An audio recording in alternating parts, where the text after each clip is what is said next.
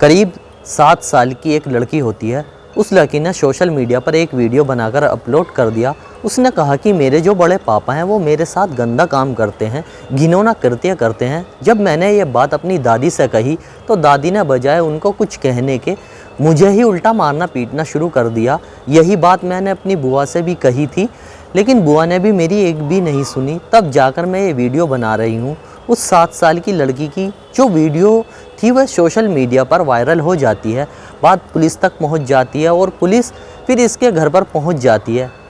आखिरकार उस सास को, ननंद को और उनका जो बेटा था जो गंदा घिनौना काम कर रहा था, आखिरकार उसको भी गिरफ्तार कर लिया जाता है। गिरफ्तार करने के बाद तीनों को जेल भेज दिया जाता है और इस बात को लेकर पुलिस की वाहवाही भी की जा रही थी और यह भी कहा जा रहा था कि छोटी सी बच्ची ने अपने इंसाफ के लिए क्या कुछ नहीं किया। आखिरकार वे जब जेल चले जाते हैं, कई महीने बीत जाते हैं, तो पता चलता है कि उस बच्ची का तो कत्ल हो गया है। कत्ल भी बहुत भयानक रूप में, उसके शरीर में कीड़े पड़ जाते हैं और लोग सोचकर परेशान थे, हैरान थे, क्योंकि पुलिस ने जब इस घटनाक्रम का खुलासा किया तो लोगों को यकीन नहीं हो रहा था कि इस घटना के पीछे की असल वजह यह भी हो सकती है। आप भी इस घटनाक्रम को सुनेंगे तो शायद आप भी सोचने पर मजबूर हो जाएंगे, आप लोगों के भी रोंगटे खड़े हो जाएंगे। स्वागत है आप सभी देखने वालों का, मैं दानिश अंसारी। आज की जो सच्ची घटना आप सुनने जा रहे हैं, यह सच्ची घटना है उत्तर प्रदेश की राजधानी लखनऊ का एक थाना लगता है कोतवाली केसरबाग, और कोतवाली केसरबाग का एक इलाका लगता है खंडारी बाज़ार। यहाँ से एक अपार्टमेंट लगता है और अपार्टमेंट से एक फ़ोन पहुँचता है पुलिस कंट्रोल रूम को।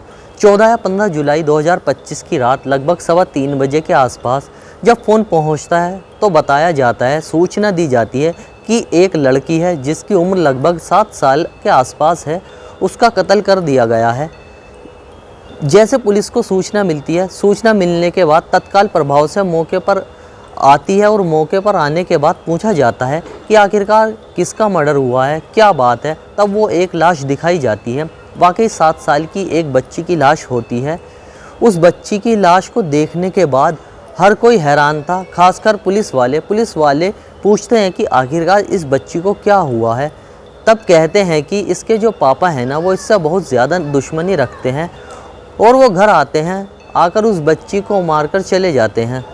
जिस लड़की ने फ़ोन किया था वो कहती है कि मैं इसकी माँ लगती हूँ, बस उसका रो रो कर बुरा हाल था अपनी बेटी को लेकर। बस वो बार बार एक ही बात कह रही थी कि मुझे मेरी बेटी के लिए इंसाफ चाहिए, चाहे कुछ भी हो जाए, मुझे बस मेरी बेटी को न्याय चाहिए।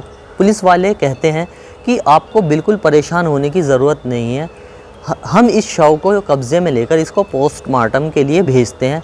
पोस्टमार्टम की रिपोर्ट आएगी और आपको तब तक हमारे साथ थाने चलना पड़ेगा, बस ये देखने के लिए कि कुछ फॉर्मेलिटीज़ हैं, कुछ औपचारिकताएं हैं, इसको पूरी करना है। एक लड़का और मौके पर मौजूद होता है जिसका नाम उदित होता है, उसको भी कहा जाता है। आखिरकार उदित भी थाने चला जाता है। अब उस लड़की का पोस्टमार्टम होता है। पोस्टमार्टम की रिपोर्ट आती है, डॉक्टर जो बताते हैं उसको सुन के बड़ी हैरानी होती है, आश्चर्य होता है, यकीन नहीं होता। दरअसल यह बताया जाता है कि इस लड़की की जो हत्या हुई है घटना की सूचना देने से लगभग 36 से 48 घंटे पहले हुई है। साथ ही उसके शरीर में भारी मात्रा में कीड़े पड़ चुके हैं। लेकिन यह सूचना इतनी देर से क्यों दी गई है, बस पुलिस का यही सवाल था। आखिरकार जब बच्ची की मां से पूछा जाता है कि तुमने यह सूचना थोड़ी देर से क्यों दी, इसके पीछे की क्या वजह है, वो कहती है साहब सूचना बिल्कुल भी देरी से नहीं दी है, रात को अच्छी खासी लड़की सोई थी और सोने के बाद जब मेरी सुबह 3 बजे के आसपास आँख खुलती है, जब मैंने देखा तो वो मर चुकी थी। बस पुलिस को इसी बात पर यकीन नहीं हो रहा था। पुलिस को लगता है कि कुछ ना कुछ तो झोल है। आखिरकार उसने अपने शौहर यानी कि जिसका नाम शाहरुख होता है, शाहरुख को पुलिस हिरासत में लेती है, उससे पूछताछ करती है और पूछताछ करने के बाद जो वो बताता है वो भी वाकई चौंकाने वाला होता है। वो कहता है कि साहब मुझे इसने मारपीट करके घर से बाहर निकाल दिया। मई 2025 से मैं इसके साथ नहीं रह रहा हूँ, बस भाग भाग कर अपनी जान बचाने की कोशिश कर रहा हूँ। मुझे डर लग रहा था कि मुझे किसी ना किसी रूप में यह मुझे फंसाएगी ज़रूर, और इसलिए इसने पूरा ड्रामा रचा है, पूरा खेल रचा है। आप इसी से पूछ लीजिए। अब पुलिस ने उस महिला से पूछा, उससे जो सख्ती से बातचीत करने लगती है, तो उसके बाद वो कुछ देर तक तो इधर उधर की बातें करती है। साथ ही जो एक लड़का जो उसके साथ पाया गया था, जिसका नाम उदित जायसवाल होता है, जो कि उदयगंज का रहने वाला होता है, उदयगंज का रहने वाला उदित जायसवाल से जब सवाल जवाब पूछे जाते हैं, उससे बातचीत की जाती है, तब वो ज़्यादा देर तक पुलिस के सवालों के सामने टिक नहीं पाता, रुक नहीं पाता। फिर वो बताता है, वह वाकई चौंकाने वाला होता है। दरअसल वो बताता है कि 13 जुलाई 2025 की ये बात है और उसकी जो प्रेमिका होती है रोशनी, ये दोनों एक दूसरे के साथ शारीरिक संबंध बना रहे थे, एकदम न्यूड अवस्था में थे और इसी बीच में 7 साल की वो बच्ची आ जाती है। जैसे ही वो बच्ची आती है, वो छुपकर हम दोनों को देख रही थी। इसके बाद जब उसकी माँ अपने रूम में आती है, कपड़े पहन लेती है, अपनी बेटी के पास जाती है, तो बेटी अपनी माँ से कहती है कि मैंने जो देखा है ना, वो सब कुछ मैं अपने अब्बू को बताऊँगी। जैसे उसकी माँ ने यह बात सुनी, उसने कहा कि बेटी, यह बात बताने की नहीं होती है। वो अपनी बेटी को बार बार समझा रही थी कि यह बात किसी को बताना नहीं है, किसी से कहना नहीं है। लेकिन बेटी ने ज़िद पकड़ ली थी कि अब्बू आएंगे तो यह बात मैं उनसे ज़रूर बताऊंगी कि तुम यह सब कर रही थी। इस बात पर माँ गुस्सा हो जाती है और माँ को जब बहुत गुस्सा आ जाता है, अपनी बेटी को मारना और पीटना शुरू कर देती है। मारते पीटते वो लड़की जब ज़मीन पर गिर जाती है तो उसके पेट पर वो चढ़ जाती है और जैसे ही वो लड़की पेट पर चढ़ती है, उसके बाद वो लड़की चीखें निकालना शुरू कर देती है। वो चिल्लाती है। वही पास में उसका प्रेमी होता है उदित ने फ़ौरन ही उस लड़की के मुंह को दबाया और जैसे ही वो मुंह को दबाता है, उसके बाद लड़की की माँ ने उसका गला दबाया। तब तक उसका गला घोटा जब तक कि उसकी जान नहीं निकल गई, जब तक कि वो मर नहीं गई। आखिरकार वो लड़की मर जाती है। मरने के बाद उसकी जो लाश होती है, लाश की एक गठरी सी बनाते हैं और बेड के अंदर रख देते हैं, छुपा देते हैं। और उस दिन घर पर एक पार्टी भी रखी जाती है। जब पार्टी रखी जाती है तो खूब सारे दोस्त आए थे, मेहमान आए थे और इसी बीच में जहाँ पर उसकी लाश छुपाई गई थी, उस बेड के अंदर वहीं पर बहुत सारा परफ्यूम डाल दिया जाता है खुशबू करने के लिए, ताकि इसमें कोई दुर्गंध, कोई स्मेल ना आ सके। आखिरकार पार्टी होती है, सब अपने अपने घर पर चले जाते हैं। और यहाँ से क्योंकि वो बार डांसर है, वो अलग अलग बार डांसर में जाकर अपना काम करती है, धंधा करती है। उसके बाद उससे पैसे मिलते हैं, उसी से उसका घर परिवार वगैरह चलता है। लेकिन यह इस रात वो जाकर अपने प्रेमी के साथ एक हुसैनगंज का होटल होता है, उस हुसैनगंज के होटल में जाकर रुक जाती है। यह दो लोग प्लान कर रहे थे कि आखिरकार करें तो क्या करें, इसको लाश को कैसे ठिकाने लगाएं। उन्होंने अलग अलग जगह की लोकेशन भी तलाशने की कोशिश की, लेकिन उनकी हिम्मत नहीं हो पा रही थी कि इस लाश को यहाँ से लेकर आखिरकार जाएं तो कैसे जाएं। आखिरकार घर वापस आ जाते हैं और जैसे जैसे वक्त आगे बढ़ रहा था, वैसे वैसे उस लाश में से दुर्गंध आना शुरू हो जाती है। जब दुर्गंध आना शुरू हो जाती है, उसके बाद वो बेड से निकालते हैं। घर में एसी चलाया जाता है और एसी की स्पीड थोड़ी ऐसी कर दी जाती है जिससे ज़्यादा ठंडक बने, लेकिन उसके बावजूद भी कोई राहत नहीं मिल पा रही थी। आखिरकार उसमें से एक ज़्यादा दुर्गंध आने लगती है, कीड़े पड़ने लगते हैं।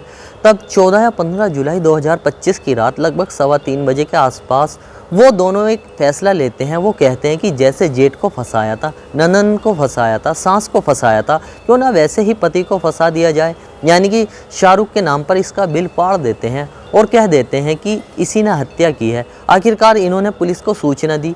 पुलिस शुरुआत में ही समझ चुकी थी कि उनसे पूछा गया था कि इसकी हत्या कब हुई, कब किसने की, तो उसने कहा था कि हत्या की है और कुछ देर पहले ही वह आया था। लेकिन कुछ देर पहले किसी की हत्या हो तो उसके बाद उसके शरीर में कीड़े पड़ सकते हैं, ऐसा नहीं हो सकता। उसके लिए काफ़ी वक्त लग जाता है। पोस्टमार्टम रिपोर्ट का इंतज़ार था और पोस्टमार्टम रिपोर्ट में यह बिल्कुल पूरी तरह से खुलासा हो जाता है कि उसकी मौत लगभग 36 से 48 घंटे पहले हुई है, इस बीच में हुई है और इसलिए शायद उसके शरीर में कीड़े पड़ जाते हैं। उनसे पूछा जाता है कि पूरी कहानी बताना शुरू कर देते हैं। आखिरकार पुलिस की जांच पड़ताल में यह भी आता है कि उसने अपने सास को, ननद को और जेठ को फंसाने के लिए एक खेल रचा था और उस छोटी बच्ची को इन्फ्लुएंस करने के बाद उसको समझाया बुझाया कि तुम ऐसा बोलना मैं वीडियो में, ताकि तुम अपने बड़े पापा पर इल्ज़ाम लगा सको और अपनी दादी और अपनी बुआ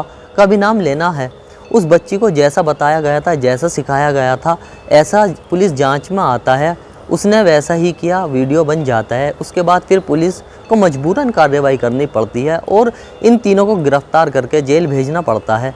आखिरकार पुलिस गिरफ्तार करती है, जेल भेज देती है। अब घर में पति रहता है क्योंकि उसे अपने बॉयफ्रेंड के साथ रहना है, उदित के साथ रहना है, लिव इन में रहना है। इसलिए उसने अपने जैसे जेठ को जेल भेज दिया था, सास को जेल भेज दिया था, बुआ को जेल भेज दिया और इसी हिसाब से अपने पति को भी जेल भेजने की फिराक में थी। और लेकिन वो उसको मौका नहीं मिल पाता है, इसलिए मारपीट करके उसे घर से निकाल देती है। और इसी बीच में बेटी घर पे रहती है। जब बेटी सो जाया करती है तब प्रेमी घर पे आता है। जब बेटी स्कूल चली जाती है तब उसका प्रेमी उससे मिलने आता है, लेकिन प्रेमी और उसकी जो माँ है उसको दोनों को देख लेती है बेटी। और जैसे देखती है उसके बाद वो ज़िद करने लगती है।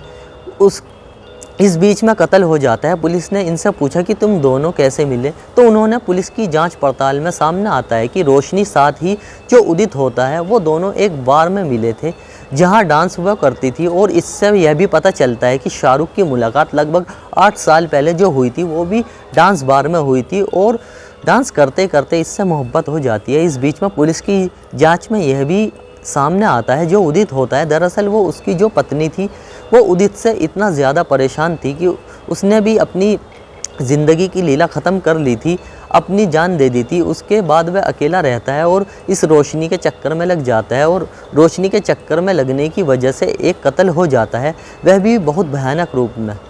दोस्तों, इस पूरे घटनाक्रम को सुनाने का मकसद किसी को परेशान करना नहीं है, किसी का दिल दुखाना नहीं है, बल्कि समाज में हो रही घटनाओं से आपको जागरूक करना है, आपको सावधान करना है। आप जहाँ रहें खुश रहें। जय हिंद दोस्तों।